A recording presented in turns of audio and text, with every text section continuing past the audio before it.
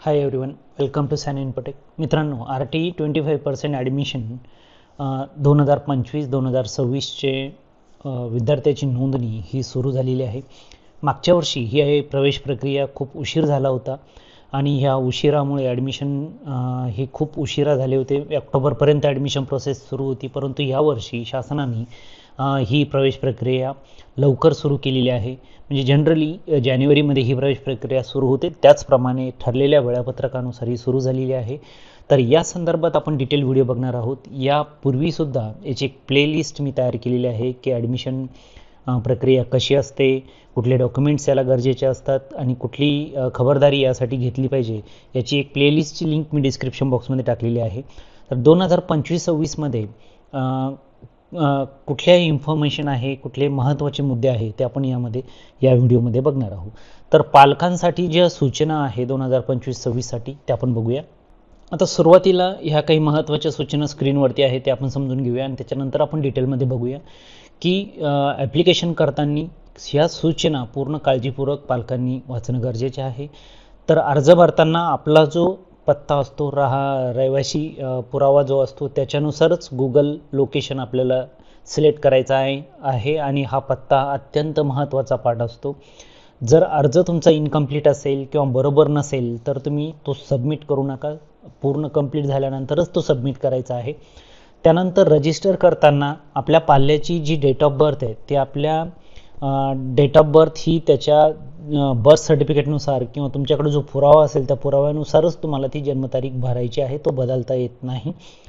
त्यानंतर 1 किलोमीटर ते 3 किलोमीटर अंतरावरील शाळा निवडत असताना कमाल शाळा म्हणजे मॅक्सिमम 10 शाळा आपल्याला निवडता येतात. 10 शाळाच आपण निवडू शकतो. त्याचा स्टडी आपल्याला अगोदर करायचा आहे. आणि अर्ज भरत असताना आवश्यक कागदपत्र पालकांनी तयार ठेवायचे आहेत. अपलोड करायची गरज नाही आहे अर्ज भरताना, पण ते तुम्हाला जमवून ठेवायचे आहे. आणि जेव्हा ऑनलाईन लॉटरी लागेल आणि तेव्हा हे कागदपत्र आपल्याला हे जे काही डॉक्युमेंट्स हे सबमिट करायचे आहे. त्यानंतर आपल्या पाल्याचा कुठलाही डुप्लिकेट अर्ज भरू नये. डुप्लिकेट अर्ज भरल्यानंतर सिस्टीम तो ॲप्लिकेशन डिटेक्ट करते आणि तुमचे दोन्ही ॲप्लिकेशन हे कॅन्सल होऊ शकतात. त्यामुळे एकच अर्ज हा प्रॉपररित्या भरणं गरजेचं आहे. त्यानंतर ॲप्लिकेशन रजिस्टर करताना जो मोबाईल नंबर तुम्ही देणार आहात तो परमनंट असेल, लॉंग टर्म तुमच्याकडे असेल असाच मोबाईल नंबर द्यायचा आहे. तुमचा ॲप्लिकेशन नंबर ही तुमच्याकडे तुम्ही नोंद करून ठेवायची आहे. त्याचा पुढे तुम्हाला फ्युचरमध्ये त्याचा उपयोग होतो. त्यानंतर यामध्ये माहिती भरताना खोटी माहिती किंवा चुकीची माहिती भरू नये. त्यानंतर व्हेरिफिकेशनच्या वेळेस जर ही खोटी निघाली तर तुमचं ॲडमिशन हे कॅन्सल होऊ शकतं. त्यानंतर यामध्ये ऑनलाईन ॲप्लिकेशन हे सुरू झालेले आहेत. याची लास्ट डेट जी आहे ती 27 जानेवारी ही दिलेली आहे. मे बी एक्सटेंड होऊ शकते, पण या शेवटच्या तारखेपर्यंत तुम्ही ॲप्लिकेशनसाठी वाट बघावी हे योग्य राहणार नाही. शेवटी सर्व्हरचा इश्यू येऊ शकतो. खूप सारे लोक एकाच वेळेस फॉर्म भरतात तर वेबसाईटचा प्रॉब्लेम होऊ शकतो. त्यामुळे लवकरात लवकर हा फॉर्म भरणं गरजेचं आहे. त्यानंतर दिव्यांग बालक जर अर्ज करत असतील तर त्यांच्याकडे हे सर्टिफिकेट जे 40% जे सर्टिफिकेट आहे ते असणं गरजेचं आहे. त्यानंतर 2025-26 यासाठी निवासी पुरावा म्हणून गॅसबुक हे रद्द करण्यात आले आहे. गॅसबुक हा ॲड्रेस प्रूफ म्हणून ग्राह्य धरला जाणार नाही. तर 25-26 वर्षाकरता निवासी पुरावा म्हणून बँकेचे पासबुक दिल्यास ते फक्त नॅशनलाइज बँकेचे असावे, म्हणजे राष्ट्रीयकृत असावे, जसे की SBI आहे किंवा इतर ज्या नॅशनलाइज बँकेज आहे त्याचंच पासबुक हे ग्राह्य धरलं जाईल. तर अर्ज भरताना लोकेशन चुकू नये म्हणून गुगल मॅपवर पत्ता टाकून ते लॅटिट्यूड आणि लँजिट्यूड हे प्रवेश अर्जावर टाकल्यास लोकेशन चुकणार नाही. म्हणजे तुमचं हे गुगल मॅपवरती मॅपिंग करताना हे केअरफुली करायचं आहे. तर ह्या महत्त्वाच्या सूचना आहे. यासोबतच तुम्हाला इथे एक नोटिफिकेशन आहे की ज्या नोटिफिकेशनमध्ये काही डिटेल सूचना दिलेल्या आहेत त्याच्या आपण शॉर्टमध्ये माहिती बघूया. तर या मार्गदर्शक सूचनेमध्ये ह्या ज्या शाळा असतात ह्या स्वयं अर्थसहित म्हणजे सेल्फ फिनान्स शाळा असतात. यामध्ये काही विनाअनुदानित शाळा, पोलीस कल्याणकारी शाळा या शाळा येतात. महानगरपालिकेच्या स्वयं अर्थसहाय्यित शाळा येतात. आणि याची जी प्रवेशाची जी स्टँडर्ड आहे ती पहिली किंवा पूर्व प्राथमिक ज्याला म्हणता आपण, तर ते सुद्धा याचे इथून प्रवेश आपल्याला घेता येतात. तर यामध्ये एक महत्त्वाचा पाठ हा आहे की पूर्व प्राथमिकचे जे वर्ग आहे किंवा त्याच्या ज्या जागा आहे ते कमी असतात आणि पहिलीला जे प्रवेश घेणारा जे वय ज्यामध्ये बसतं त्यांचे चान्सेस इथे जास्त असतात.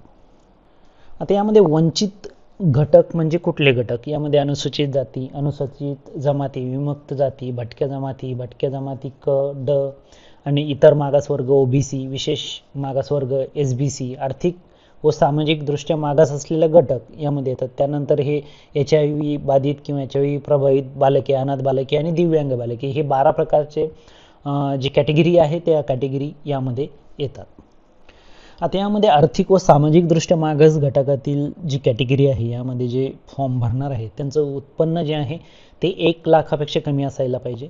म्हणजे आर्थिक वर्षामध्ये या करंट इयरमध्ये तुमचं उत्पन्न हे याच्यापेक्षा कमी असायला पाहिजे. याचं सर्टिफिकेट तुम्ही हे अगोदरच काढून ठेवायचं आहे, नंतर फॉर्म भरायचा आहे. त्यानंतर हे जसं मागे सांगितल्यापैकी 10 शाळा आपल्याला निवडायच्या आहे. त्यानंतर ॲप्लिकेशन करताना शाळेपासून ते घरापर्यंतचे जे हवाई अंतर आहे ते गुगल मॅपने तुम्हाला निश्चित करायचं आहे. तेच डिस्टन्स हे गृहीत धरलं जाणार आहे. 1 किलोमीटरच्या आतील शाळांना पहिला प्रेफरन्स असतो. त्यानंतर 1 ते 3 किलोमीटरच्या आतील शाळांना असा प्रेफरन्स दिला जातो. म्हणजे तुम्ही तुमच्या घराच्या जवळच्या शाळा जर सिलेक्ट केल्या तर तुमचा नंबर लागण्याचा चान्सेस हा जास्त असतो. आता ज्यावेळेस ॲप्लिकेशन करताना जो गुगल मॅप तुम्हाला सेट करायचा आहे, याचं ऑनलाईन ॲप्लिकेशन कसं करायचं याचं मी व्हिडिओ ऑलरेडी केलेला आहे, त्याची लिंक मी डिस्क्रिप्शन बॉक्समध्ये देतो आहे. त्यानुसार केअरफुली हे सिलेक्ट करायचं आहे. ते यामध्ये 5 वेळेसच फक्त तुम्ही बलून सेट करू शकता आणि सेव्ह करू शकता. याच्यापेक्षा जास्त जर तुम्हाला करता येणार नाही. त्यामुळे तुमचा गुगल मॅप हा प्रॉपर तुम्हाला सेट करायचा आहे. त्यानंतर जी सूचना आहे की शक्य तितक्या लवकर अर्ज सादर करायचा आहे. हे मी पूर्वी तुम्हाला सांगितले, लवकरात लवकर फॉर्म भरायचा आहे. त्यानंतर तुम्हाला इतर काही अडचणी असेल, RT पोर्टलवरती एक मदत केंद्राची माहिती दिलेली आहे. तर RT पोर्टलवरती तुम्हाला हेल्प सेंटरमध्ये इथे आपल्या जवळचं हेल्प सेंटर सिलेक्ट करून तुम्ही तिथे संपर्क करू शकता. त्यानंतर यामध्ये यापूर्वी जर RT 25% ॲडमिशन ऑलरेडी झालेले आहे आणि तुम्ही जर फॉर्म भरत असेल तर तो फॉर्म तुम्हाला भरता येणार नाही, तो रिजेक्ट होऊन जाणार आहे. आणि मे बी तुमच्या असलेलं ॲडमिशनसुद्धा त्यावरती पण कारवाई होऊ शकते. त्यामुळे असं चुकीचा फॉर्म भरू नका. त्यानंतर कुठल्याही प्रकारचे डॉक्युमेंट हे अपलोड करण्याची गरज नाही आहे. त्यानंतर अत्यंत महत्त्वाचा पार्ट आहे की ॲड्रेस प्रूफ जो आहे तुमचा तो कुठला असायला पाहिजे. तुमचं स्वतःचं घर जर असेल तर स्वतःच्या घराचं असलेलं पुरावा म्हणून रेशन कार्ड, ड्रायव्हिंग लायसन्स, तुमचं electric bill, telephone bill, property tax, घरपट्टी, मतदान कार्ड, त्यानंतर पासपोर्ट किंवा नॅशनलाइज बँकेचं पासबुक यापैकी कुठलाही एक पुरावा तुमचा हा ग्राह्य धरला जातो.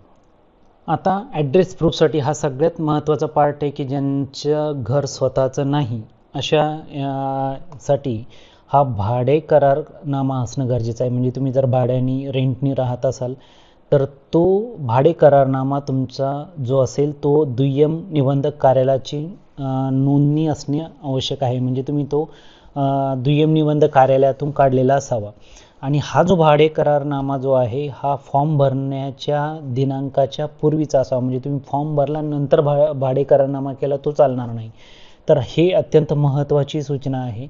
आणि हे जे काही रेंटनी भाडे करारनामा केलेला आहे ते याचा रहिवाशी पुरावा म्हणून तुम्ही जोडला आणि त्या जोडलेला भाडे करारनामाचा जो ॲड्रेस असेल त्याचं व्हेरिफिकेशन पुढे होणार आहे. एक टीम येईल आणि तो ॲड्रेस व्हेरीफाय करेल की ते खरोखरच हे राहत आहे की नाही. ते जर खोटं आढळून आलं तर ते ॲडमिशन तिथेच कॅन्सल होतं. त्यानंतर बर्थ सर्टिफिकेट जे आहे ते ग्रामपंचायत, मनपा, नपायाचा दाखला किंवा रुग्णालयातील जे ANM रजिस्टरमधील जो दाखला असतो, अंगणवाडी बालवाडीतील रजिस्टरमधील दाखला हा तुम्ही बर्थ सर्टिफिकेटसाठी आपल्या पाल्याचा म्हणून वापर करता येईल.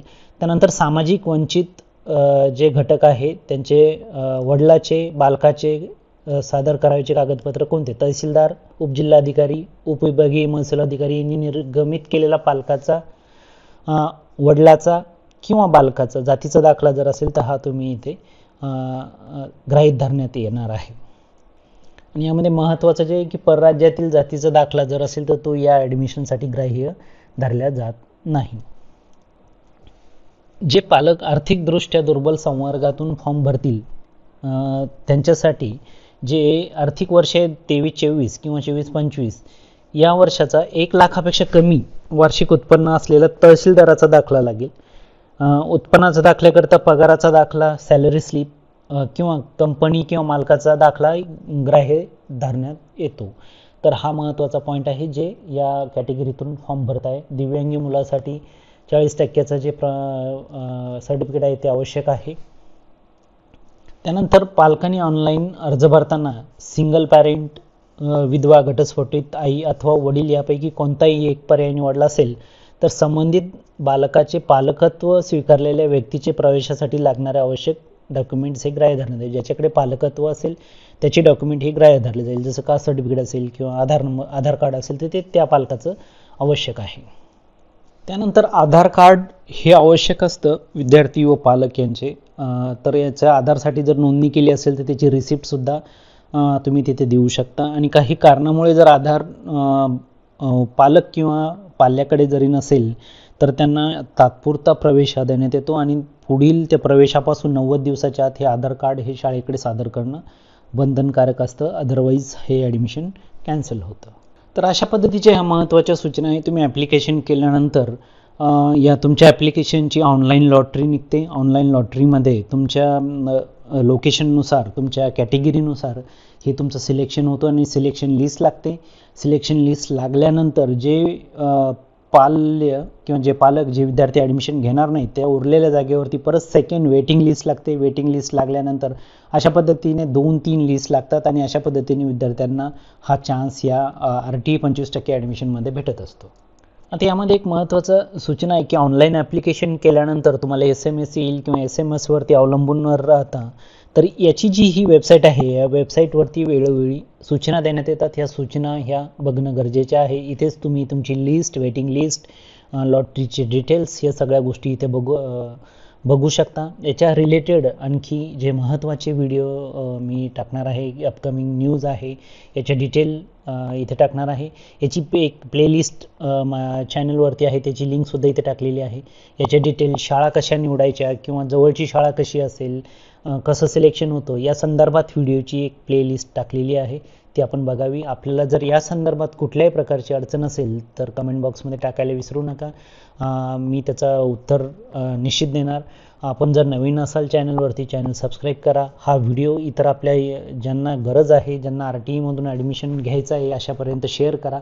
हा व्हिडिओ बघितल्याबद्दल आपल्या सर्वांचे मनपूर्वक आभार. Thank you very much.